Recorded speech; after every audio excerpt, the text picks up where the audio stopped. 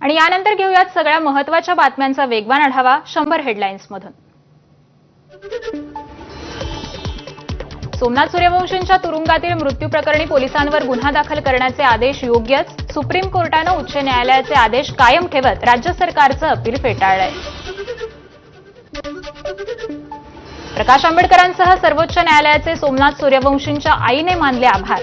प्रकाश आंबेडकर भावासारखे पाठीशी उभे राहिल्याचं म्हणत सोमनाथ यांच्या आईला अश्रू अनावर। सरपंच संतोष देशमुख हत्या प्रकरणाचा वाल्मिक कराडच मुख्य सूत्रधार, विशेष मकोका न्यायालयाचं निरीक्षण, त्यामुळे वाल्मिकच्या अडचणीत आणखी वाढ होण्याची शक्यता।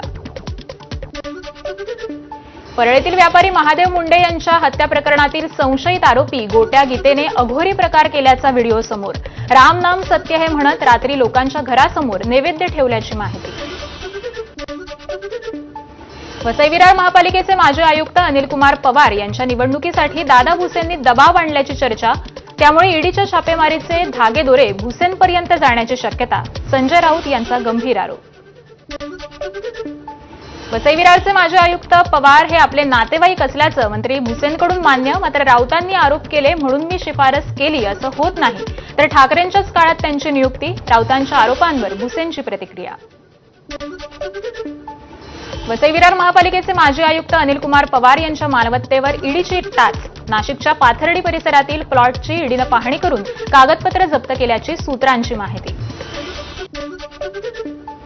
कोकाटे सभागृहामध्ये 18 ते 22 मिनिटं पत्ते खेळत असल्याचा विधिमंडळाच्या चौकशीचा अहवाल, तर याबाबत मुख्यमंत्री उपमुख्यमंत्री खुलासा करतील का, रोहित पवारांचा सवाल। फडणवीस आणि अजित पवार यांची शिस्त नावालाच उरलीय, विरोधी पक्षनेते अंबादास दानवेंची टीका। दोन शिस्तीचे लोक फक्त तीव्र नाराजी करतानाच दिसतायत, दानवेंचा टोला। जर कोकाटे जाहिरात स्किप करत होते तर त्यांनी माफी का मागितली, शशिकांत शिंदेंचा सवाल। आरोप होऊन सुद्धा निर्णय घेत नसतील तर मंत्र्यांनी भीती राहणार नाही, शिंदेंचं वक्तव्य। वाहतूक कोंडी फोडण्यासाठी सिंहगड रोडवर उड्डाणपूल बांधला, मात्र उड्डाणपुलामुळे रस्त्यांची रुंदी ही कमी झाल्यामुळे वाहतूक कोंडी कायम। रोजच्या वाहतूक कोंडीमुळे विद्यार्थी आणि नोकरदार वर्ग त्रस्त। मुंबई महापालिका पर्यावरणपूरक गणेशोत्सवासाठी पुढाकार, 993 मूर्तिकारांना 910 टन शाडू मातीचं मोफत वाटप। मूर्ती घडवण्यासाठी लागणाऱ्या जागेची देखील महापालिकेकडून सोय। कल्याण सीएसएमटी लोकलमध्ये विकलांग डब्यामध्ये सामान्य प्रवाशांची गर्दी, अपंग प्रवाशांमध्ये तीव्र नाराजी। विकलांग प्रवाशांना डब्यात बसण्यासाठी जागा उपलब्ध नसल्यामुळे गोंधळ निर्माण झाला। हिंगोलीच्या वसमत बस स्थानकात पाणीच पाणी झाल्यानं चिखलाचं साम्राज्य, प्रवाशांना बस स्थानकामध्ये थांबणं सुद्धा कठीण झालंय। सध्या पावसाला पोषक वातावरण नाही, त्यामुळे मुंबईसह राज्यातील बहुतांश भागांमध्ये पुढील काही दिवस पाऊस विश्रांती घेणार। कमाल तापमानामध्ये देखील काहीशी वाढ होण्याची शक्यता। उजनी धरणातून होणाऱ्या विसर्गात कपात, आता 60,000 क्युसेकनं, तर वीर धरणातून 22,000 क्युसेकनं विसर्ग, त्यामुळे पंढरपूरमधील व्यास नारायण वसाहत यासह नदीकाठच्या गावांना दिलासा मिळालाय। गोंदियातील पुजारी टोला धरणातून पाण्याचा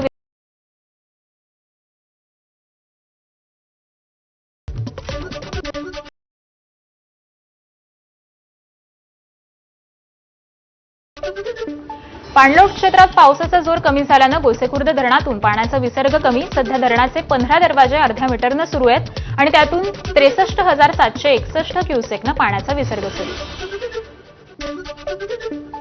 नांदेडच्या बारड भागामध्ये मुसळधार पाऊस, पावसानं सोयाबीन पीक पाण्याखाली। चांगल्या पावसामुळे पाणी पातळीमध्ये वाढ होणार आहे। नागपूरमध्ये सुरू असलेल्या सलगच्या पावसामुळे भाज्यांची आवक घटली। गवार 160 रुपये प्रति किलो, चवळी 120 रुपये, तर दोडका 120 रुपये प्रति किलो। चंद्रपूर जिल्ह्यात शेतकऱ्यांची पीक विमा योजनेकडे पाठ। जिल्ह्यातील एकूण 7,58,266 शेतकऱ्यांपैकी यंदा आतापर्यंत केवळ 26,324 शेतकऱ्यांकडून पीक विम्यासाठी नोंदणी।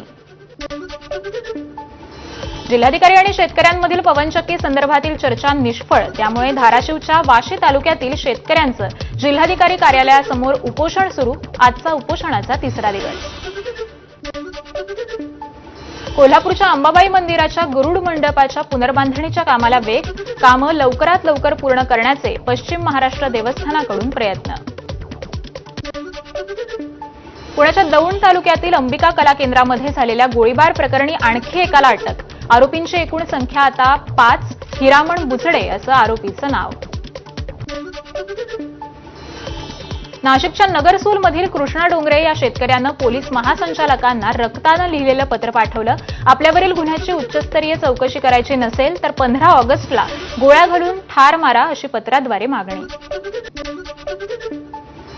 महाड एमआयडीसीमधील आणखी एका कंपनीवर पोलिसांचा संयुक्त छापा. 4 दिवसांआधी केलेल्या छापेमारीमध्ये एकूण 90 कोटींचं ड्रग्ज जप्त करण्यात आलं होतं. त्यानंतर आता D14 या कंपनीतील मालाची तपासणी. सांगलीच्या विटा शहरात झाडाला गळफास घेऊन अल्पवयीन मुलीची आत्महत्या. कारण मात्र अद्याप स्पष्ट. कुटुंबियांच्या तक्रारीनंतर पोलिसांकडून तपास सुरू. नाशिक पोलीस दलातील निरीक्षकाच्या बदलीसाठी 35 लाखांची तर ग्रामीण पोलीस दलातील कर्मचाऱ्यांकडून 2 लाखांची खंडणी मागितल्याचा प्रकार. यात पोलिसाचाही सहभाग. 3 गुन्हा दाखल.